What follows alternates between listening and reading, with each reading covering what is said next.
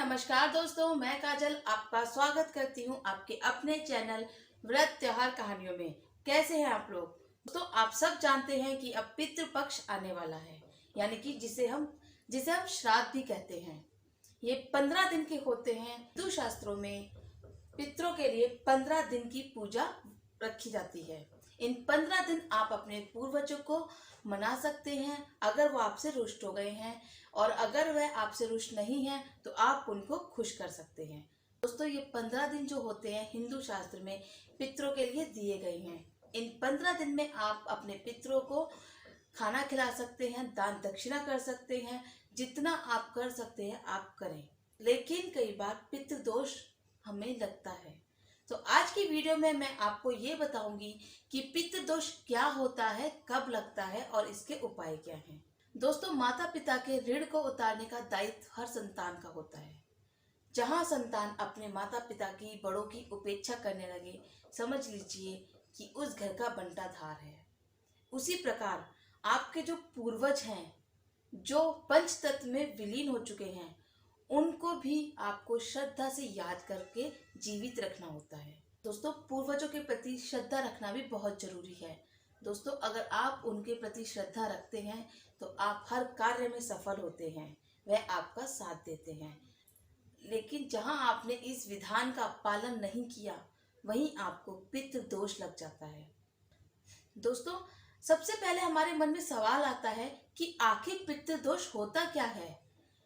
दोस्तों, पितृ दोष जब परिवार में किसी की समय या असमय मृत्यु हो जाती है और उसके बाद उसके संस्कार में कोई कमी रह जाती है, या उनके मान सम्मान में या जिस चीज के वो हकदार हैं वो उन्हें नहीं मिलता है, जिससे वे दिवंगत आत्माएं नकारात्मक ऊर्जा पैदा करती हैं और परिवार में अशांति रहने लगती है। आपके बनते बनते काम बिगड़ने लगते हैं, आपके घर में धन की कमी होने लगती है, आपके घर में सुख समृद्धि की कमी होने लगती है, आपके विवाह में रुकावट आती है, संतान उत्पत्ति में रुकावट आती है, तो उसे पितृ दोष कहा जाता है। दोस्तों, इसे दूर करना बहुत जरूरी है, क्योंकि अगर पितृ दोष आपके ऊपर है या आपके घर में पितृ दोष है तो भगवान भी आपकी सहायता ढंग से नहीं कर पाते हैं।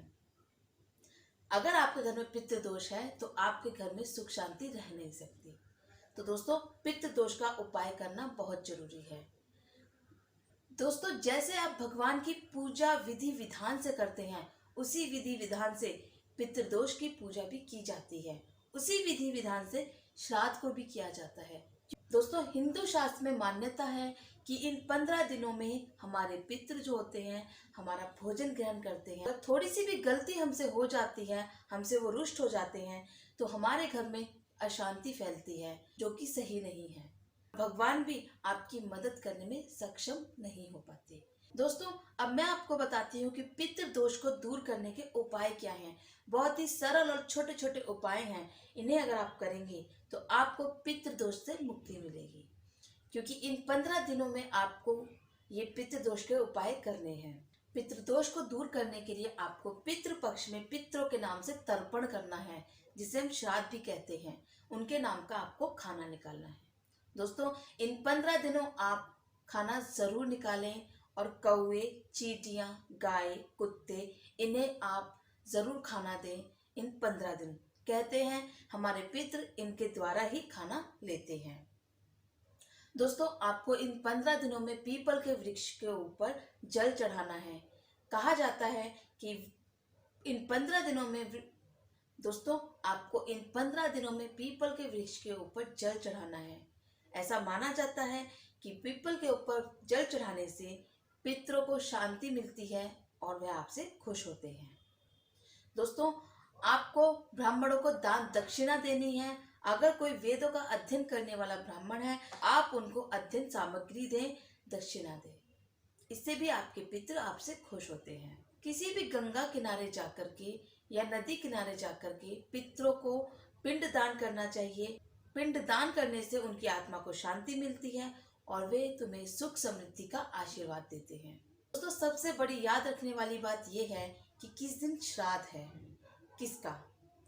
अगर आप ये भूल जाते हैं तो अमावस्या, जिसे पितृपक्ष की अमावस्या कहा जाता है, जिसे पितृ अमावस्या भी कहते हैं। उस अमावस्या के दिन आप जिनका श्राद्ध करना भूल गए हैं उनके नाम से आप तर्पण करें, श्राद्ध करें, पिंडदान करें, तो वह उसे स्वीकार करते हैं और आपको सुख शांति और समृद्धि का आशीर्वाद देते हैं। दोस्तों, इस अमावस्या के दिन आप भूले हुए सभी पितरों का पिंडदान करें, तर्पण करें, उनकी आत्मा को शांति मिलेगी। तो दोस्तों, ये थे छोटे छोटे उपाय जो मैंने आपको बताए कि पितृ दोष में अगर आप इनको करेंगे तो आपको पितरों का आशीर्वाद मिलेगा। अगर आपके ऊपर पितृ दोष है तो वह भी दूर होगा। तो दोस्तों, कैसी लगी वीडियो हमें जरूर बताइए, और वीडियो अगर पसंद आए तो प्लीज उसे लाइक और शेयर जरूर कर दीजिए ताकि आगे भी लोग इस जानकारी का फायदा उठा सके। धन्यवाद। दोस्तों, ऐसी ही रोचक कहानियां जानने के लिए जुड़े रहें हमारे चैनल व्रत त्योहार कहानियों से। और अगर अब तक आपने हमारे चैनल को सब्सक्राइब नहीं किया है तो उसे प्लीज जल्दी से सब्सक्राइब कर दीजिए और बेल आइकन को प्रेस कर दीजिए ताकि आपको हमारे अपडेट्स मिलते रहें। धन्यवाद। जय श्री कृष्ण।